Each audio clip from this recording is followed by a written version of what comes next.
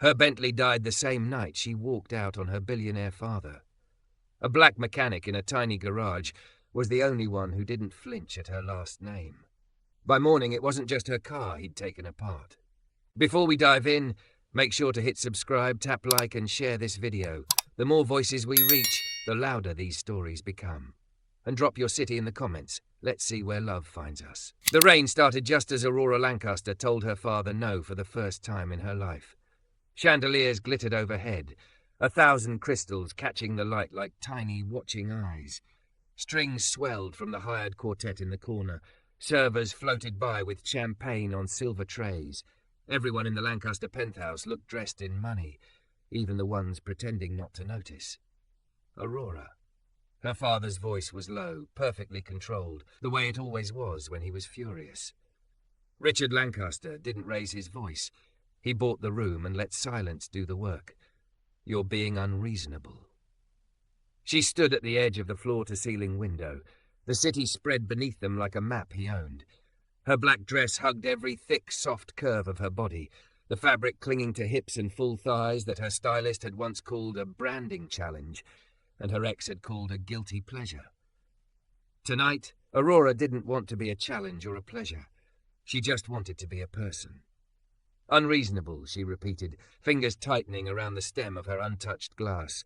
Because I don't want to be auctioned off to one of your friends? Richard's jaw moved once, a faint tick.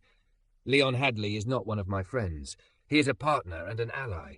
He could help you, guide you, give you stability. I have stability, she said. I'm not a merger you need to close. His eyes sharpened. You're my daughter. And what is that worth, exactly? Her voice came out softer than she meant, the hurt leaking through, because sometimes it feels like it's the only thing people see.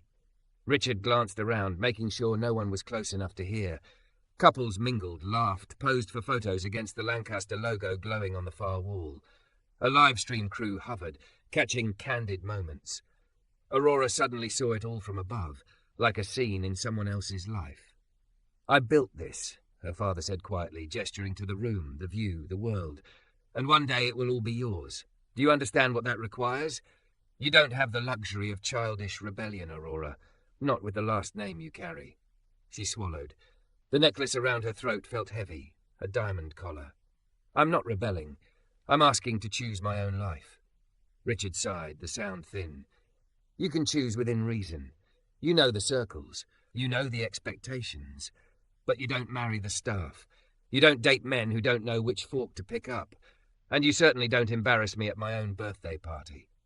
Her phone buzzed in her clutch. Another message from Leon. Looking forward to our dance. Your father says you'll say yes tonight, Tim.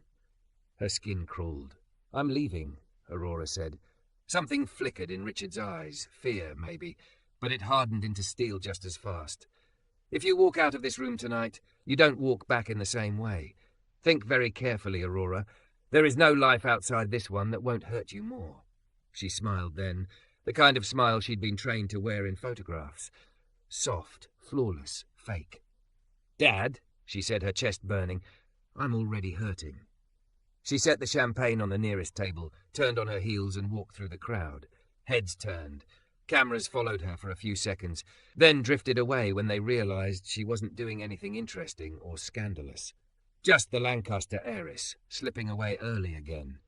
The girl with the perfect hair, perfect dress, perfect curves, who always seemed a little too aware of herself, as if she knew she was an investment, not a person. In the private elevator, she kicked off her stilettos before the doors even closed. Her toes ached. Her chest ached worse. By the time the elevator reached the parking level, the first rumble of thunder rolled over the city.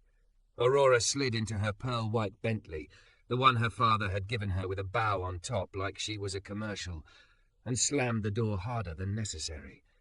The leather smelled faintly of his cologne. He'd had it detailed that morning, she remembered. Everything in her life was curated and polished and prepared, and suddenly she couldn't breathe in it anymore. She started the engine, the car purring awake. "Take me anywhere," she muttered, pulling out of the private garage instead of pressing the button for home on the built-in navigation. She merged onto the main road, ignoring the route suggestions blinking on the dash. Rain thickened, blurring the city lights.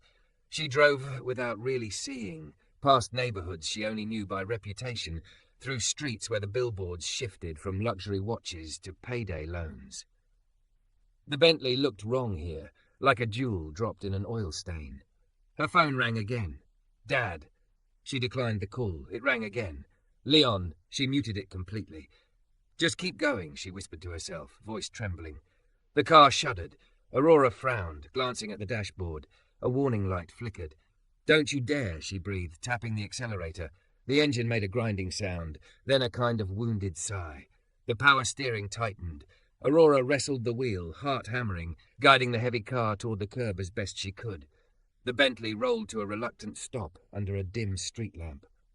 No, no, no! She tried the ignition again.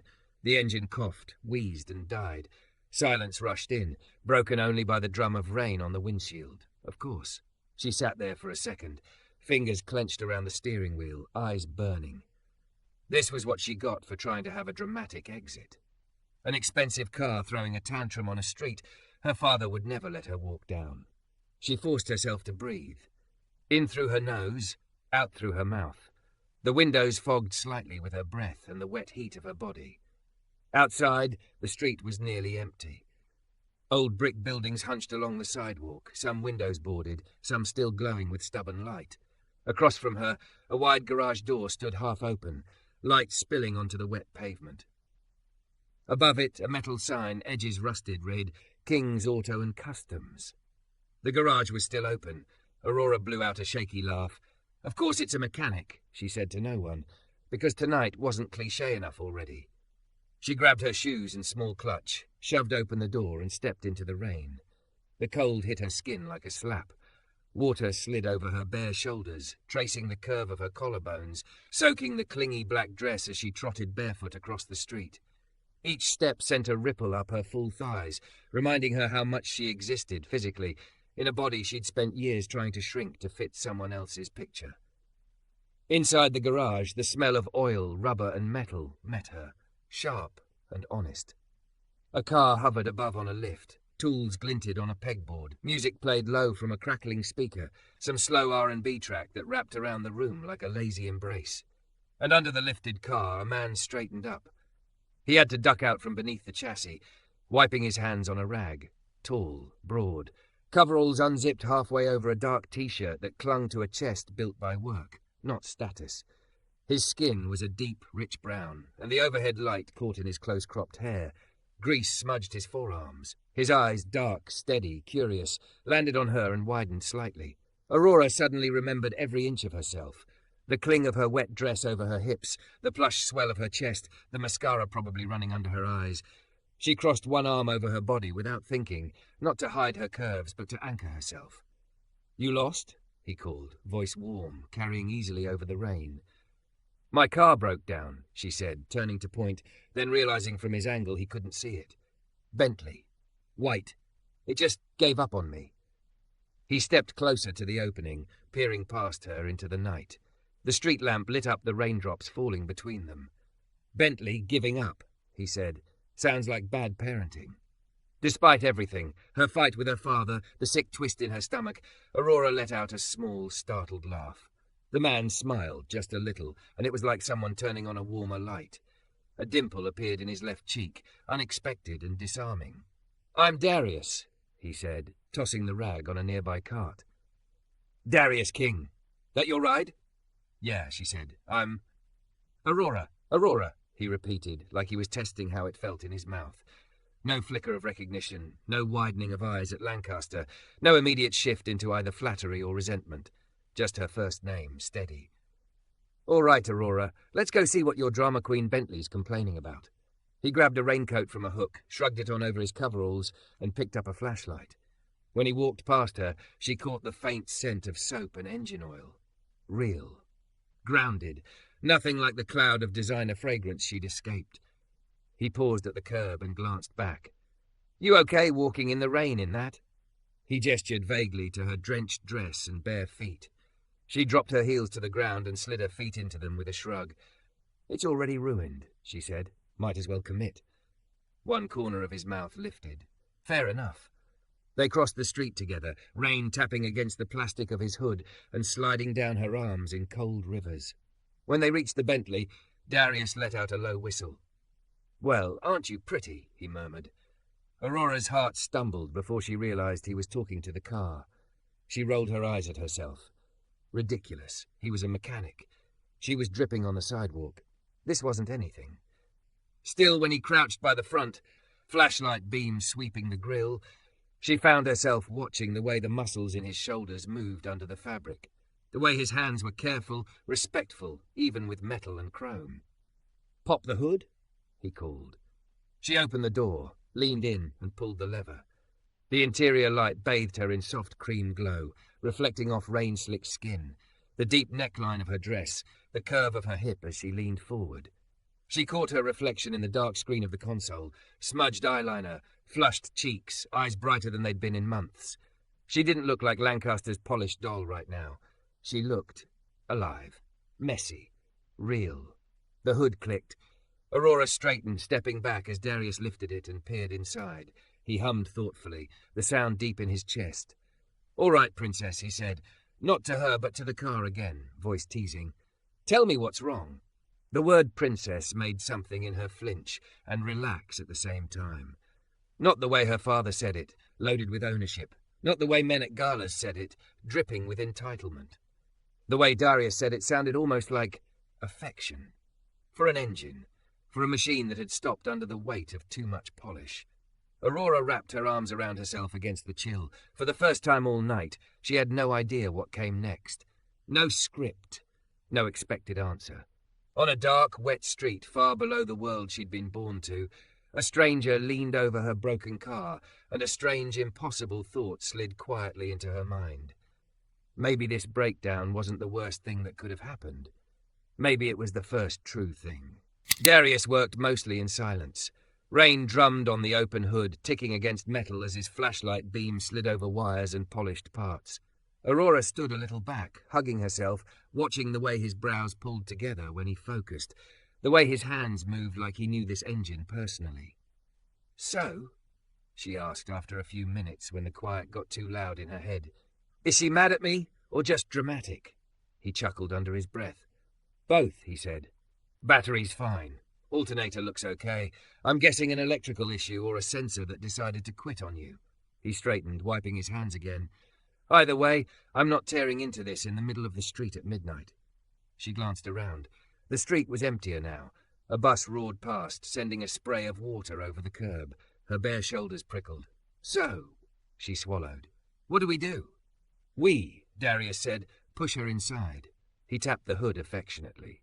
"I'll get her on a scanner, run a full check.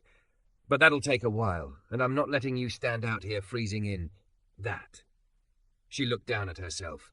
Clingy black dress, rain slick over every thick curve, hair dripping along her chest. Suddenly she was very aware of everything the dress held and suggested. "I didn't exactly pack a coat," she said. He smiled, small and gentle. "Yeah, I figured. Come on." He went around to the driver's seat, slipped inside without asking, and turned the wheel enough to get the car angled toward the garage. Then he hopped back out, shoulders bracing against the frame. "Get the passenger side," he said. "We'll roll her down the slope and in." "You want me to push?" She blinked. "In these?" He glanced at her stilettos, then at her. "You can take 'em off," he said. "Street's clean enough. I'll do the heavy lifting. You just steer and pretend you're helping." She laughed, despite the chill. "You're very bossy for someone I just met." "Only with machines," he said, "and people standing in the rain in $1,000 dresses." She didn't correct the price. Instead, she stepped to the passenger door, set her shoes on the front seat, and put her shoulder against the frame. The metal was cold against her bare skin. "Ready?" Darius asked. "As I'll ever be." He counted off, and they pushed. The Bentley resisted at first, stubborn even in this, then slowly rolled forward, rainwater sluicing off the hood. For a moment, Aurora felt the strange, grounding satisfaction of using her body for something other than being looked at.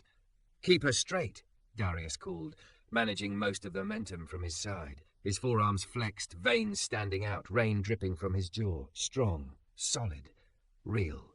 They eased the car over the small lip into the garage. Darius jogged around, grabbed a wheel chock, and blocked the back tire. "Home for the night," he said, patting the fender. Aurora straightened up slowly, muscles protesting. Her dress clung in new, unflattering ways. "What about me?" she asked, half joking. "Am I sleeping in the waiting room?" He looked at her for a long beat. "You got someone you can call?" he asked quietly. "Friend? Ride share? Dad?" The word dad hit like a stone in her stomach. She reached for her clutch, thumb brushing over her phone. 10 missed calls from Richard, 5 from Leon, a handful of texts, all variations of "come back." "Don't be childish. We need to talk about tonight." "You're making a scene, Aurora." She locked the screen and put the phone back. "I don't want to call him," she said. Darius didn't press. "Okay. Ride share?" She glanced at the rain sheeting across the street, the nearly empty sidewalks. The app would complain about the location, surge prices, wait times. Even if a car came, it meant another stranger, another small talk conversation where she pretended to be fine. "It's fine," she said instead. "I'll figure something out. You can just do what you need to do." "Yeah," he said slowly. "That's not how that works." She frowned. "What do you mean?" Darius wiped his hands, tossed the rag in a bin and stepped closer, not invading her space, but close enough that she could see the tiny scar near his eyebrow, the flecks of gold in his dark eyes.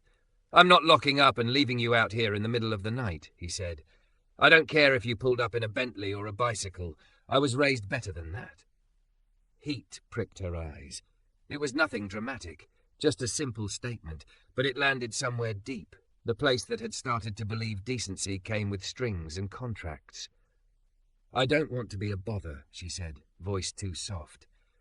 He studied her, and she had the unsettling feeling he actually saw her. Not the dress, not the car, not the $1 billion last name she hadn't mentioned, just the woman in front of him, damp, stubborn, trying very hard not to cry in a mechanic's garage. "You're not," he said. "Come inside. I've got coffee that's probably terrible and a space heater that does most of the job." He turned and walked deeper into the shop without waiting for her answer. After a second, Aurora followed, bare feet slapping lightly on the concrete. The back of the garage opened into a small office with mismatched chairs, a scarred desk, and a low hum from an old fridge in the corner. Posters of classic cars covered the walls. A faded photograph of a younger version of Darius with an older man, same eyes, same shoulders, smiled from a frame on the shelf. "Sit," he said, pulling out a chair. "Towels in the bathroom, first door on the left. I'll start the scanner and the coffee, in that order." She hesitated, then gave in. The bathroom was small but clean, with a cracked mirror and a surprisingly soft towel hanging on a hook. Aurora stared at her reflection, smudged eyeliner, damp blonde hair, dress clinging, then pressed the towel to her face. She looked wrong and right at the same time. Less like an heiress and more like a woman who just felt her life crack open and hadn't decided yet if that was good or bad. By the time she came back, Darius had set up an electric space heater and angled it toward the chair he'd pulled for her. A mug of coffee steamed on the desk. "It's not Lancaster Estates blend," he said, unaware he'd hit exactly on her father's brand. "But it's hot." She froze. Her eyes flicked up to his. "Lancaster Estates," she repeated carefully. "Yeah." He shrugged. "You look like you know your way around rooms with more glass than walls. That's all. Relax. I'm not a stalker." A laugh escaped her, shaky but real. "It's my last name," she said quietly, as she lowered herself into the chair. "Lancaster." He paused. "As in Lancaster Bank? Lancaster Holdings? Lancaster takes up half the skyline?" His brows climbed. "And you're out here at midnight with a dead car and no driver because I walked out," she said, "of the party, of him, of all of it, I guess." She wrapped her hands around the mug, letting the warmth seep into her fingers. "He wanted to introduce me to a man like he was handing over a product. This is my daughter. She comes with these assets, these expectations, and a 20-year warranty if she doesn't embarrass the brand." Darius leaned against the doorframe, arms folded, listening. "I've been a photo op my whole life," she went on, words spilling now that they'd started. A headline: "Lancaster heiress spotted doing charity," or "Lancaster heiress wears dress that hides £20. No one ever asks me what I want. They just assume it's more of whatever we already have." "What do you want?" he asked. The question stopped her. She stared into the swirl of cheap coffee. "I don't know," she admitted. "I know what I don't want. I don't want to marry someone who looks at me and sees numbers. I don't want to keep pretending I'm fine with being outsourced. I don't want to keep apologizing for taking up space." Her gaze flicked down involuntarily to her body, to the way her curves pressed against the dress, full and obvious in the harsh office light. Darius followed the glance, then met her eyes again. "Taking up space isn't a crime," he said. "In my shop, it's kind of a requirement." Something in his tone made her cheeks heat. Not leering, not dismissive, just matter-of-fact, like her softness, her thickness, her presence were all simply allowed. "What about you?" she asked, grasping for balance. "Did you always want to do this?" "Pretty much," he said. "Grew up in this shop. My dad opened it when I was a kid. Taught me how to listen before I tried to fix anything. Engines talk, he used to say. Most people just don't bother to hear 'em." A small smile tugged at his mouth. "He passed 3 years ago. I kept the sign." Aurora glanced out at the garage, at the words King's Auto and Customs. Something in her chest tightened. "I'm sorry," she said. He nodded once. "Thanks." He straightened up. "Point is, I know what it's like to be judged before you open your mouth. Rich folks come in here sometimes. Some treat me like I'm invisible.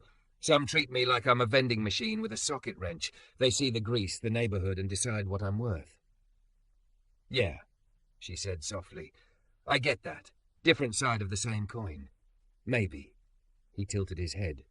"Except you pulled up in a Bentley and still pushed it with me in the rain. That's not nothing."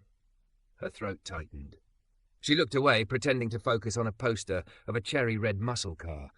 Outside, the scanner beeped faintly. Darius pushed off the frame. "I'm going to check your girl's codes," he said. "Sip your terrible coffee. If you start to freeze, yell. The heater's moody." She watched him go, the sway of his broad back under the coveralls, the easy assurance in his movements. Grounded, rooted. Everything in her life had always felt like it might disappear if the stock market hiccuped. This garage felt solid. She took a sip of the coffee. It was too strong and a little burnt. It also tasted more honest than anything she'd had at the party. Minutes later, he came back, wiping his hands again. "Good news and bad news," he said. "Start with the bad," she said immediately. "Sensor blew and took a couple of circuits with it. I've got parts for most of it, but not all. I can patch her enough to get you home, but she's staying here tomorrow. Full fix'll take a day." "And the good news?" he smiled. "You didn't kill her. She just needed someone to actually look at what's going on instead of assuming the logo makes her invincible." Aurora huffed out an almost laugh. "That's weirdly on the nose." "Yeah?" he said. "Funny how that happens." Rain softened outside, turning from a roar to a whisper. The world felt smaller, like it had narrowed to this room, this chair, this man watching her like she was more than a problem to solve. "So what now?" she asked. "You patch her up, I call a car, go home and pretend none of this happened?" Darius studied her, his gaze steady. "You can," he said, "if that's what you want." The truth settled between them. She thought of her father's penthouse, the cold look in his eyes, the waiting engagement to a man who saw her as leverage, the endless polished halls of a life that fit beautifully on camera and nowhere else. Then she thought of pushing a Bentley in the rain with bare feet, of an old towel and burned coffee, of a man who listened more than he talked and didn't flinch when she said her last name. "I don't know what I want," she said again, softer this time, "but I know I don't want to go back yet." For a moment he said nothing. Then he nodded, like he'd come to a decision he'd already been circling. "I've got an old couch in the back," he said. "Blanket, too. Not Lancaster quality, but it's clean. I can drive you home in the morning, after we get your car running. You can call whoever you need to call then. No pressure, no contracts." Her heart thudded, slow and heavy. "You'd let a stranger sleep in your shop?" she asked. He held her gaze. "You don't feel like a stranger," he said quietly. "You feel like somebody who finally had something break loud enough that she couldn't ignore it, and I fix broken things for a living." The words slid over her skin like a touch. Aurora exhaled, a shaky, unsteady sound. This wasn't a penthouse. This wasn't safe in the way her father meant, but for the first time in a long time she felt held, even without his hands on her. "Okay," she whispered. "I'll stay." Darius nodded once, as if he'd expected that. "Come on," he said, pushing off the doorframe. "Let's get you warm." And as she followed him toward the back room, Past the tools and the lifted cars and the smell of oil and rain, Aurora realized that somewhere between the party and this garage, something inside her had already started to shift. Her car wasn't the only thing being taken apart and examined tonight. She was too. Aurora didn't really sleep. She drifted in and out on Darius's old leather couch, wrapped in a fleece blanket that smelled faintly of detergent and motor oil. The space heater hummed near her feet. Somewhere beyond the door, tools clinked, the lift whined, and she could hear him moving, sometimes close, sometimes distant. Her father's words chased her through every shallow dream. You don't walk back in the same way. No life outside this one that won't hurt you more. He'd meant it as a warning. Lying there in a mechanic's back room with damp hair and sore muscles, Aurora realized it sounded more like a curse he was afraid of. When grey light finally crept around the edges of the blinds, she pushed the blanket back and sat up, the couch springs creaking in protest. Her dress was wrinkled, mascara faint shadow beneath her eyes. She should have felt wrecked. Instead, she felt stripped down, honest. She padded barefoot to the bathroom again, splashed water on her face, finger-combed her hair into something less chaotic. No stylist, no curated mirror. Just her, thick and soft and very awake. Voices reached her from the garage, Darius's and another man's, older and rougher around the edges. She hesitated in the doorway before stepping out. A wiry older guy with greying hair and coveralls tied around his waist stood near the Bentley, wiping his hands. He glanced up when he saw her, eyebrows flying up. "Well, damn," he said. "D, you didn't say Lancaster money broke down in our house." Darius shot him a look. "Tyrone, this is Aurora. Aurora, ignore Tyrone. He thinks he's funny before 12. Tyrone grinned, unbothered. "Pleasure, miss. Don't mind me. I just came early because somebody texted Bentley crying in my bay and I got curious." Aurora found herself smiling. "I'm the one who made her cry," she said, apparently. "Nah," Tyrone shook his head. "Rich cars get moody when they realize the street don't care who their daddy is." He slapped Darius lightly on the shoulder. "She's in good hands." With a nod at Aurora, he wandered to another bay, humming to himself. Darius watched her for a moment. "How'd you sleep?" he asked. "Badly," she admitted, "but better than I expected." He nodded like that made sense. "I started on her already," he said, nodding toward the car. "Gonna swap the bad sensor, rerun the wiring, clear codes, road test. Couple more hours, she'll be better behaved." Aurora looked at the Bentley, then back at him. "And what about me?" He considered her question like it was a real one, not just a joke. "That depends," he said. "You want a quick patch so you can limp home and pretend nothing's wrong? Or you want to actually fix the thing that busted?" Her throat tightened. "You make everything sound like a metaphor. I grew up with a man who could turn a carburetor into a sermon," he said. "Sorry, occupational hazard." Her phone buzzed in her clutch on the desk. She didn't have to look to know who it was. "You should probably call him," Darius said gently. "Whatever you decide after, that's your business. But leaving them guessing gives them all the room in the world to write their own story about you." She hated how right that sounded. Hands trembling just enough to annoy her, Aurora picked up the phone. 15 new messages. 2 missed calls in the last hour. She swallowed and hit dial. He answered on the first ring. "Aurora." No good morning. No, are you safe? Just her name like an accusation. "Where are you?" She almost slipped into the old rhythm. I had to reroute 3 investors last night when they asked where you'd gone," he continued, anger barely contained. "Leon is furious. Your behavior was—" "I'm safe," she cut in. Her voice shook. She made herself keep going. "That's the first thing you need to know. I'm alive. I'm fine. My car broke down. I spent the night at a mechanic's shop because I didn't want to call you." Silence met that. "A mechanic's," he repeated slowly, like it was a foreign word. "Aurora, do you have any idea how that sounds?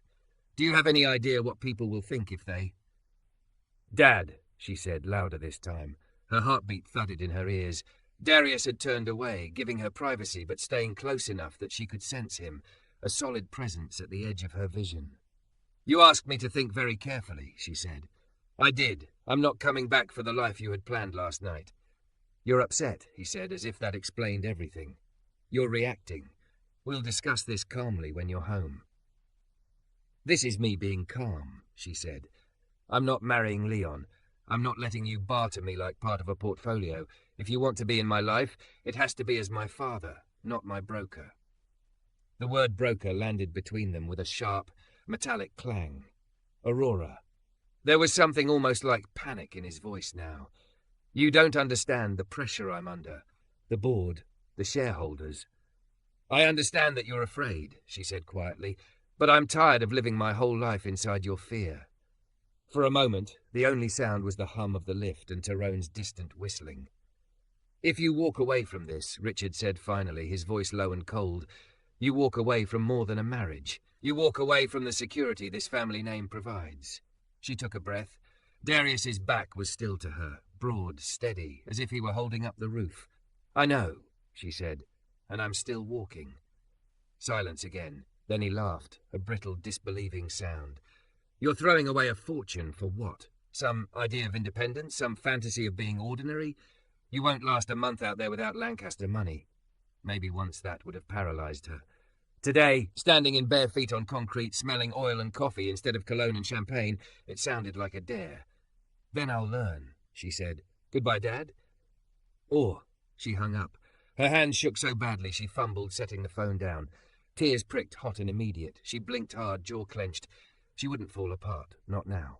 Darius said quietly without turning around, "You okay?" "No," she said honestly. "And yes, and I don't know." He nodded like he'd expected that, and flipped a switch on the lift.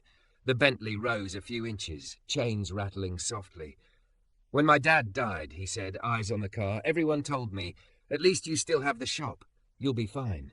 Like that made the grief neat. Like tools and bills and customer calls could fill that hole." He glanced at her over his shoulder. "You can lose a father two ways. Sometimes the one where they're still breathing is messier." Her chest squeezed. "It feels wrong," she whispered. "Like I just broke something sacred." He set a wrench down, wiping his palms. "Sometimes the only way to save what's sacred is to break what's killing it," he said. "Doesn't mean it doesn't hurt." Her vision blurred. She didn't want to cry in front of him. She also didn't want to hold it in 1 second longer. He saw it, of course. He stepped closer, movements slow, telegraphed, giving her room to pull back. "Can I?" he asked, leaving the rest unsaid. She nodded before she could think better of it. His arms came around her, careful at first, then firmer, when she didn't flinch. He was warm, solid, the fabric of his T-shirt soft under her cheek. Aurora let out a sound that was half sob, half exhale, fingers curling in the cotton at his back. No one had held her like this in years. Not a photo-ready embrace, not a polite hug at a gala, but a simple human anchor. "I don't know how to do this," she whispered into his chest. "Any of it. I don't know how to be not Lancaster." His hand moved slowly up and down her back, grounding. "You don't have to be not anything," he said. "You just get to be Aurora. We'll figure out the rest." "We." The word lodged in her ribs, bright and terrifying. She pulled back slightly, enough to see his face. Rain-speckled light from the side door caught the curve of his jaw, the concern in his eyes, the softness that wasn't pity. "This is insane," she said, half laugh, half panic. "I met you last night." "Yeah," he said, "and I'm not saying we run off into the sunset and start a joint checking account." His mouth quirked. "I'm saying sometimes the right people don't show up in sequence. Sometimes they just arrive on the worst night and help you push a car." She laughed wetly, swiping at her cheeks. "You really can't stop with the metaphors, can you?" Again, occupational hazard. His hand lingered at her waist, warmth seeping through the thin fabric. He seemed to notice it at the same time she did, and slowly let it drop, giving her space. "Look," he said, "I can't fix your whole life. I can't fix your dad, but I can fix your car. I can give you a couch when you don't have anywhere else you feel like going. I can tell you the truth when you're surrounded by people selling you polished versions of it." "And after that?" she asked softly. He held her gaze. "After that," he said, "we see if who you are when you're not performing and who I am when I'm not on guard still want to be in the same room." Her heart did that slow, heavy thud again. "Sounds like a terrible business plan," she murmured. "Good thing I'm not a businessman," he replied. "I fix things, and I take my time." The rest of the morning moved in small, practical rituals that felt oddly intimate. He handed her a hoodie that swallowed her thick curves and smelled like detergent and him.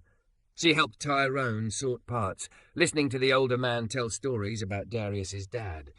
They shared greasy breakfast sandwiches from the corner spot, laughing when sauce dripped on the Bentley's pristine bumper. By midday, the rain had cleared. Sunlight slanted through the open bay door, catching dust motes and making the chrome gleam. Darius lowered the car from the lift and wiped his hands one last time. "All right," he said. Moment of truth. Aurora slid into the driver's seat, the leather familiar and strange all at once. Darius leaned on the open door, close enough that she could see a smudge of grease on his jaw. She turned the key. The engine purred, smooth, obedient, as if the previous night had been a bad dream. He tapped the roof lightly. "Told you," he said. "Drama queen, not a tragedy." She smiled, heart twisting. "What do I owe you?" she asked. He named a number that made Tyrone choke from across the bay. "Man, you're robbing yourself," Tyrone called. "That's Lancaster money right there." Aurora opened her mouth to protest. Darius shot Tyrone a look. "Labour's on me," he said. "Consider it an investment." "In what?" she asked. He met her eyes. "In seeing what you do next." Heat rose in her cheeks. "You sure?" she asked quietly. "Yeah," he said. "You can pay me back by not marrying a guy who calls you assets in public." She laughed, the sound lighter now. "Deal." Leaving felt harder than staying had. She stepped out of the car, standing between the open driver's door and him. The world outside the bay looked sharper, louder. Traffic, sun, possibilities she hadn't asked for and wasn't sure how to hold. "If I come back," she said, "it can't be because something broke." "It doesn't have to be," he said. "You can come back because you want coffee that tastes like burnt honesty, or because your schedule is too quiet without Tyrone's noise, or because you figured out one small piece of what you want and you want to say it out loud where nobody's grading you." Her chest felt too small for everything inside it. "And if I don't come back?" He swallowed, jaw tightening, then relaxed. "Then I'll be glad I got one night where a Lancaster walked into my shop and reminded me that under all the polish, rich folks bleed like the rest of us." She didn't think. She just stepped closer, rising on her toes, and pressed a soft, quick kiss to his cheek, right where the grease smudge had been. He went very still. "Thank you," she said, voice low, "for fixing more than my car." He exhaled slowly, eyes dark and steady on hers. "Careful, Aurora," he murmured. "You keep saying things like that. You're going to make a mechanic think he matters." "You already do," she said. They stood there a moment longer, the air between them humming with things unspoken. Then she slid back into the driver's seat. As she pulled away from King's Auto and Customs, Aurora glanced in the rearview mirror. Darius stood in the bay door, hands in his pockets, watching her go. The sign above him was old, rusted at the edges, but it hadn't fallen. Neither had she. Her phone buzzed on the console. Emails, missed calls, crisis meetings surely being planned in glass towers. Aurora took a breath, feeling the weight of her choice settle and lift all at once. She wasn't sure yet who she was without Lancaster's script. But she knew this. If the world tried to tell her she wouldn't last a month without their money, she would remember a rainy night, a stubborn car, and a man who took her in without asking what she was worth. And if, on some future morning, her GPS remembered the route back to that garage without being told, she had a feeling she'd let it.